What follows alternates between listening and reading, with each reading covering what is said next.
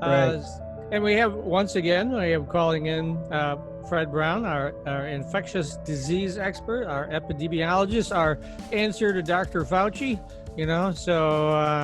and he works with Johns Hopkins. He works with, a whole bunch of states and countries. And on this very topic is how do we deal with or what's happening next in the COVID pandemic. And so it's been 2 weeks since we talked, and you were warning people before, but don't think about carefully what you do on the 4th of July holiday. And unfortunately, it appears a lot of people did not do that. And Nope. so they're spiking again, aren't they? Yeah.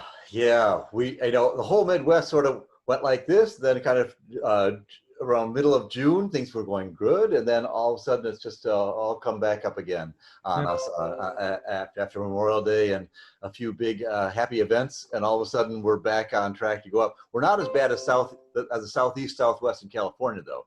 Those guys never stopped, and they just went like this the whole time. Well, Florida, they just had some enormous number of cases yesterday. 15,000 a day. Yeah, right. Yeah, it's amazing. Yeah, and that's a problem because it's an elderly population, and the virus is just sitting there waiting to find the victims, and it will. They're going to have some real suffering down there, and in Arizona especially, in the next 3 weeks. We're hoping, the models indicate that people are starting to get aware, and despite the fact the government isn't responding quite as quickly as we were hoping, that people will take it on themselves to pull back a little bit. So we're hoping that in 3 weeks or so, the new case rate will come down slightly, but it's plateauing at such a high level. We've never, if you do the math, and they did it recently, they took out New York and New Jersey. And you know what happens if you take out New York and New Jersey out of the United States equation? Right now it looks sort of like this, right? It went like this. If you take out New York and New Jersey, it just goes like this. We have never really had a chance to control the virus. And by control, I mean sort of getting to being able to do individual care plans. We're always working at the population level, always worried about overwhelming the hospitals. And when that happens, the death rates just go, 2 to 14 times what they are normally, unfortunately. So what did other relatively wealthy industrialized countries do that we didn't to get this under control? Well, there were kind of three strategies. If you look at the three strategies, there was a containment strategy, and the guys in North Asia did that really well. So if you look at China, Taiwan probably had the best. Taiwan had they're sitting right next to China. They have lots of visitors going in and out all the time. They never trusted the Chinese much, and so they were really, in 2002 with the SARS epidemic, they were really focused on trying to control epidemics. They only had 407 outbreaks, 407 cases, and 7 deaths. So that's sort of a world record for a country of 20 plus million. So they did it really well. What they did, though, is they had very good contact tracing. They had a lot of testing. They centralized all their testing. That's one thing we haven't done as effectively in the United States. We haven't created scale. And what we have one of the great healthcare systems in the country, but it's very decentralized. And the trick in epidemics and to treat pandemics is to get the scale together, get certain things in place, and make sure that you don't run short of testing, especially. And we unfortunately broke that apart. Our PPE pipelines were all individual states. Our testing pipelines all became individual states.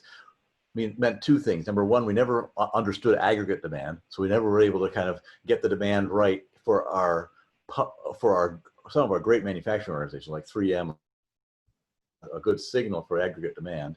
And second, we keep having to go through learning curves on how to manage exponential growth. So that's one of the new big things. If you're a manager, you sort of sit back and say, I better wait and take a look and see and think about this problem for a little while before I make such a critical decision. It turns out that when you're having a pandemic and you're going through exponential growth, if you wait a day, it can mean doubling the next day, doubling the problem, and so on.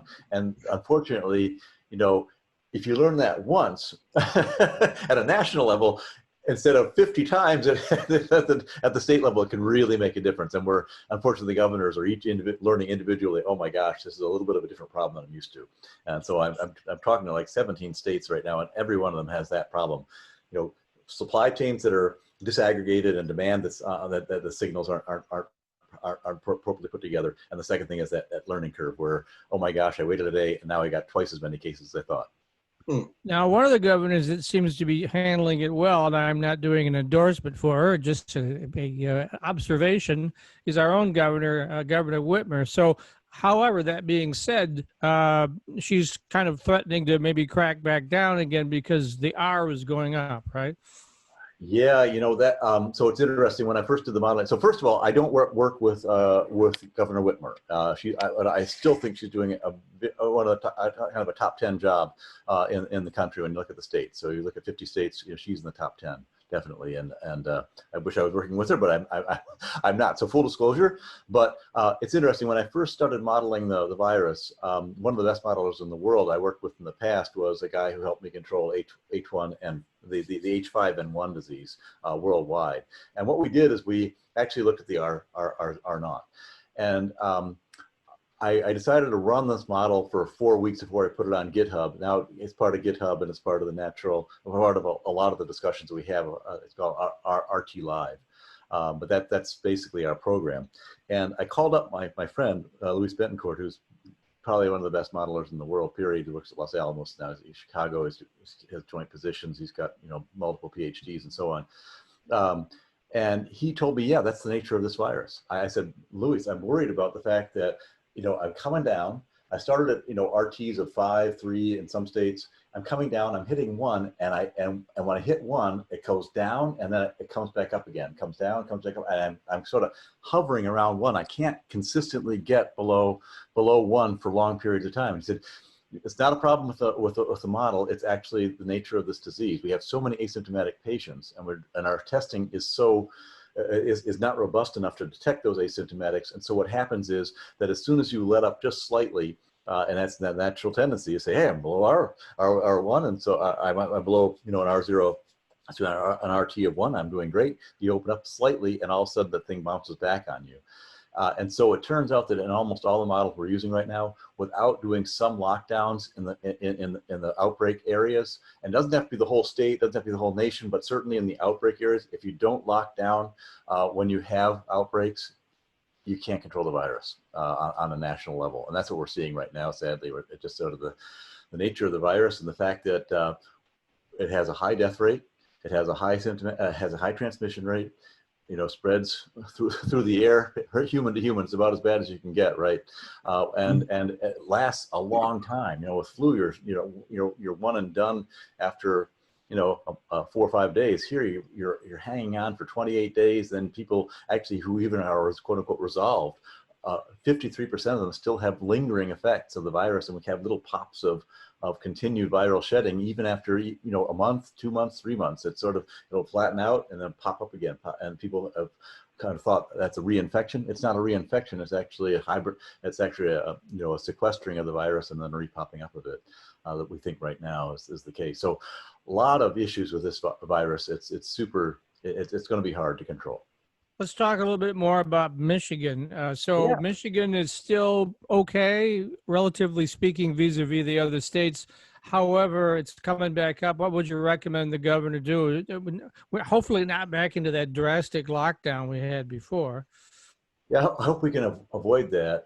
What other states have done is, so first of all, it's unfortunately, we still don't have any effective therapeutics and effective vaccines. All we can really do is manage our own behaviors. And we do have a couple of facts. You know, the fact is that it's non-pharmaceutical intervention. This is sort of like medieval ages. We don't have anything we can do here. There's no magic or something, right? So yeah, so it's all about distancing and hand washing / hygiene and a mask. So we know that masks are about 6 times more effective for transmission than not. And we also know that outside is about 18 times more effective more safe than inside. So the thing that really drives the viral pieces that Governor Whitmer has to watch for are number 1 is an indoor or outdoor activity. Number 2 is, does it exert you? So you've got to physically exhale a lot. And 3, does it attract crowds? And 4, what is the general level of COVID in our community? So when you have community spread and the community level is high, then you really have to start to be careful of those kinds of events, even more so than in others. So, you know, much more testing, much more contact tracing, you know, kill it at the head in advance, because so much of this viral transmission is what they call front end loaded. You don't even know you've got the disease. So it's pre-symptomatic and asymptomatic patient groups that are basically spreading this disease. And they just don't know they have the disease, or they come down with it, and by that time they've already, gone to a big party and infected 50 people. So that's what's really what she has to watch for, and making societal decisions about what are the priorities. Is it more important for us, to have a big football game or a big rally of some kind, or do we want to, or to have our bars all open, or do we want to, have our schools open? Those are big questions. Well, that's actually a good segue, because that was going to be my next question. I stepped in it. As you know, the Trump administration, led by Betsy DeVos, one of our own here in Michigan, is advocating that the K through 12 schools open, as in go back to normal, and we're like a month and a half away from that happening. What would you recommend? Wow, this is a really, really tough one. So the issue we've got is that statistically, 16% of our workforce, if we don't let the children go back to school or give them some daycare, they can't work. And probably when we have our kids at home now, we're starting to see the level of productivity. People have done their own surveys, I'm sure, but I would guess that you probably lose a couple hours, depending how old your kids are and so on, what they're doing. You probably lose a couple hours a day of productivity. Now you probably make that up, with extra work, lunch hours and not having to do the commute and so on. But it is really, really hard. And as people feel like their children are falling behind in school, and they're not making the social contacts that they want to make, that things are just abnormal, and that's already uncomfortable. There's a big push to get people back to school. We've done some work on this. There are a couple of things that are really critical. Number one is that every place is a little bit different, right? The UP doesn't have quite the level of viral load as others. So there's a geographic question you've got to answer about how big is the virus, how active is the virus in that area, and the traditional areas that have a lot of trouble, sadly, are most populated ones: Kent County, Wayne, Oakland, Macomb, Washtenaw. Those are kind of our troubled and most challenged counties, and they also have the biggest populations. In those instances, I would recommend that they try to at least go and stagger the school, so that you've got a group of kids who are going in the morning, stop, afternoon, stop. You might want to, and you might want to focus the teaching more. Where we find students have the biggest setbacks are in arithmetic and in reading. And those things should probably be done, especially for the younger students, face to face, so they don't fall back in those two more critical areas. Other areas, we find that they can catch up, but in those areas of math and math, especially, and reading somewhat, they fall back more. So to the extent that you can supplement that more is better. The challenge is going to be not so much, I think, through October, but after October, November, we can't have outdoor classrooms anymore. We're going to have to go back inside, and that's where it really gets tricky. And they've done a big study at Yale, and they looked at university level students, and they feel that if we do not, have a way of testing students who are living, now these are people who are living together and so on, at least twice a week, every 2 days, that they will definitely have an outbreak in almost every university setting that they've simulated. So that's. I was going to say, how many tests are we doing a day now as a nation, and how many should we be doing? As a nation, so President Trump says we've tested 40 million people. That actually isn't quite right, because most of the people are tested more than once, especially if you have the disease. You'll be tested 4 or 5 times a day to understand viral load levels. So a lot of these, I think I would guess that probably we've tested 30 million people, and that's less than 10% of our total population. The WHO recommends that we test to a point of getting 5% positive rates. Right now, on average in the United States, we're at 8.6% positive rates. So even the WHO standards, which are far below what we'd expect, and what generally lesser developed countries are following, we're probably at half the level of testing than we should be. And my estimation, right now, we are just getting to, I believe, about 500,000. I'm sorry, our goal was 500,000 tests a day as a first step. You know, so we're going up 500,000 tests. We're at best half that rate. And in Michigan, we are at about that rate. The problem is that epidemiologists talked about 500,000 a day as a plateau on a move to get to 4 million a day, which they think is the absolute minimum to actually control the virus. And in my estimation, if we are trying to control outbreaks, we actually have to have about 20 million tests a day.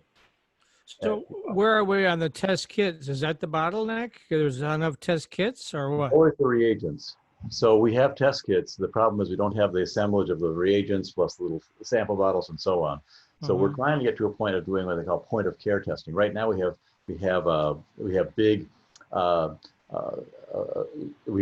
big PCR tests, which are central lab run, and we unfortunately we really haven't deployed our tests very effectively. We've only actually got about a third of the testing capability and capacity that we have out there right now. For example, Germany started to turn on all of its veterinary labs, and they did a great job in moving from human testing, from animal testing to human testing. We have not really penetrated the university testing laboratories. We haven't penetrated the private testing laboratories as much as we should have.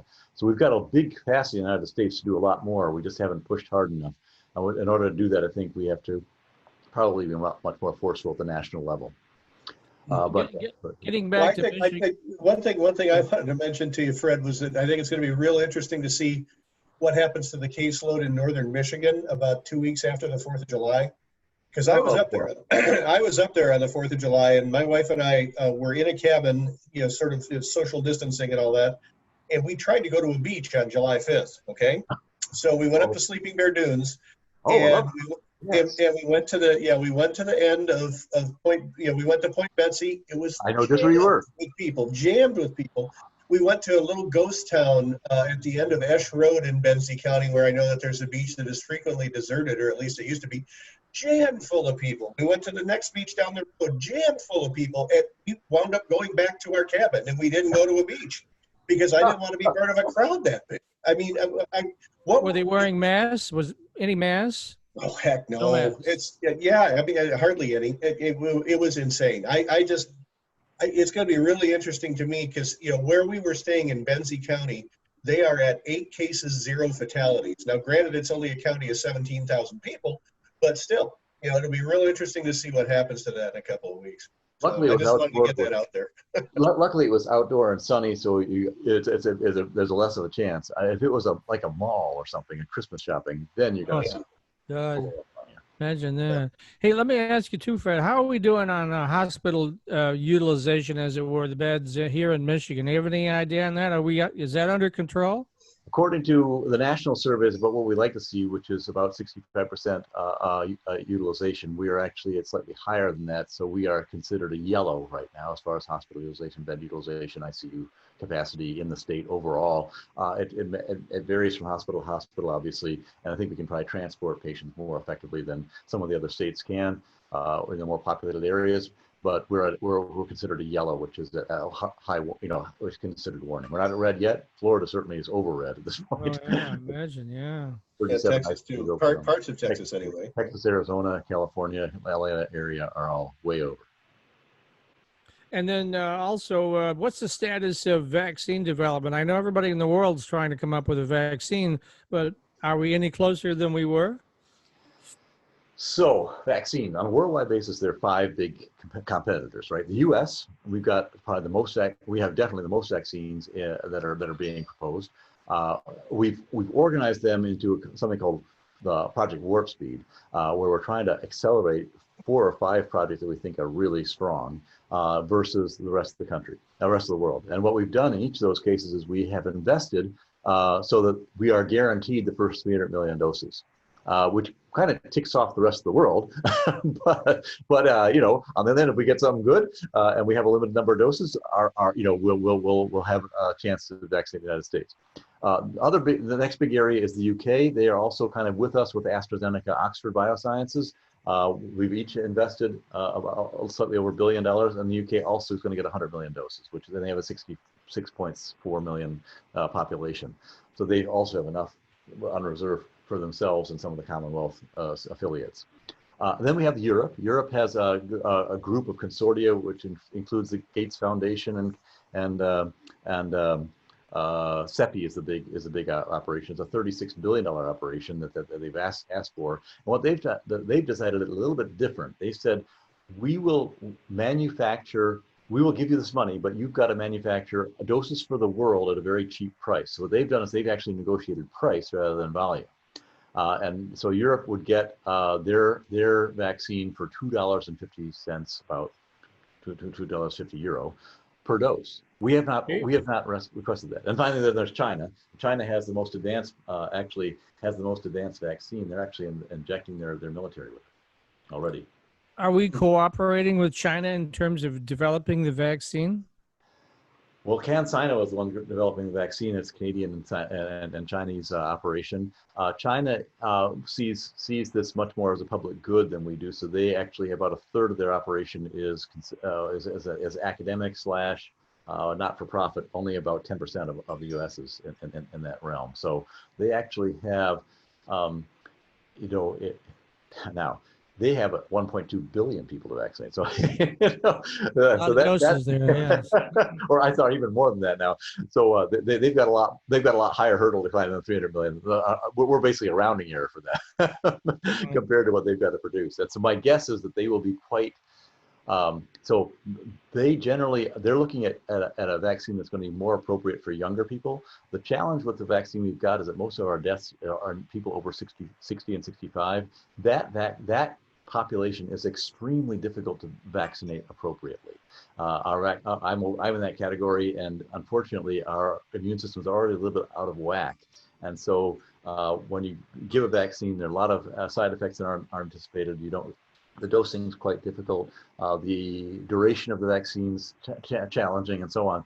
And so I think that they're going to have something that's much more appropriate for a younger population. And we're trying to develop something that's much more appropriate for healthcare workers and people who are at higher risk. Let me also ask, eventually we hope to have this pandemic under control, whenever that might be. But what's the likelihood that another mutation will come along in the future and do another pandemic, although it obviously would be different in some way? I mean, have we opened the door? Is this the new normal? Yeah, this is the new normal so it's interesting that the head of BioNTech, who is the partner with Pfizer, announced that they plan to have a vaccine available in December. So he said, great news, we'll have a vaccine available in December. And that's Pfizer, so it's probably accurate within their knowledge at this point. And he said at the same time, we will not control this virus for 10 years. Oh God. Yeah. So and that's the kind of discussion I have with my virology epidemiology friends. We don't see a real control of this virus for 10 plus years. What that means is that we're going to be using partial solutions. We'll be wearing masks for a lot longer than we plan to, and that these partial solutions, unfortunately, are very susceptible to rationing and shortages, right? Because you're suddenly taking a package of pills, a package of vaccines, all coming together. Some of them are very effective for people who are surviving based on those things. And you can imagine that if suddenly one of those becomes in short supply, they're going to pay any price to get it. And that rationing becomes highly political, very challenging, and quite fragile. So there's going to be a lot of challenges with this particular with this pandemic. And unfortunately, University of Michigan just did a survey of 18 countries, 20,000 people. The average person in the world today, and this is true everywhere in the world, with the exception of 4 countries, one of them is Canada, but certainly not true in the United States, is that 90% of us feel that this fact will be quote unquote safe in the new normal within 6 months. And I will tell you that is impossible based on where we are right now. I think we're going to get some effective therapeutics that are going to be partially effective, some effective antibodies, and some partially effective antivirals, which, like in AIDS, are quite expensive, are all hospital based, and are cocktails that are partially effective. Eventually, we'll get to full suppression. I think it's probably 7 or 8 years.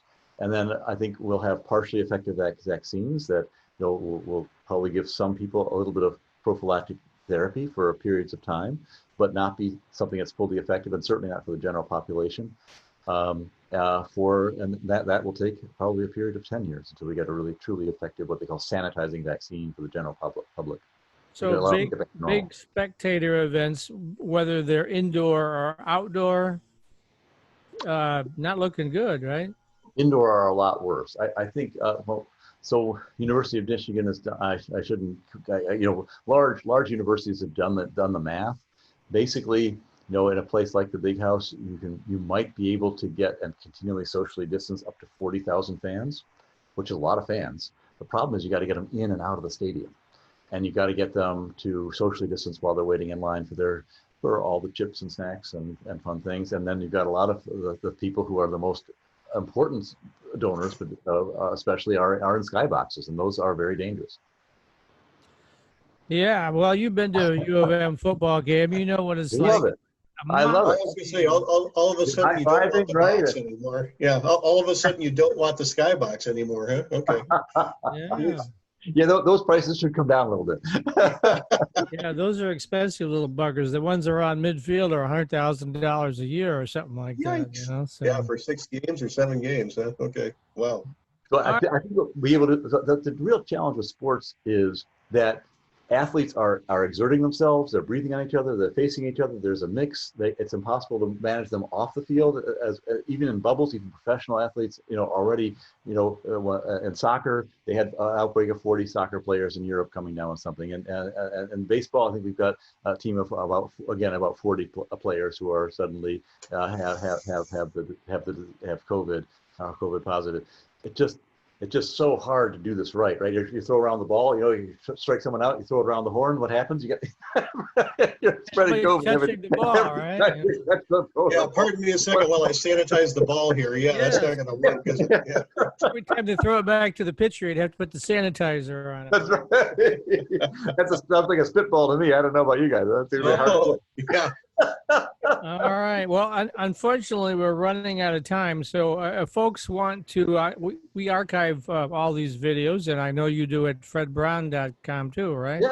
Yes, please feel free to visit. We can see the whole show anytime. And next time we should talk about the epidemiologist view of this, because there's an interesting survey the epidemiologist conducted versus kind of the Joe on the street versus what the epidemiologist would do with certain activities. I think you'd be finding it interesting. So maybe all right, let's plan on that for next week then. Traditional four-year students love Lawrence Technological University's thriving campus life, but LTU has always met non-traditional students' needs too. Lawrence Tech offers over 100 degree and certificate programs that can get adult students started or back on track. And most of our classes are conveniently offered evenings at our beautiful Southfield campus or online, so you can balance your social, family, and work life even while you power up your career. Lawrence Tech, where Blue Devils dare.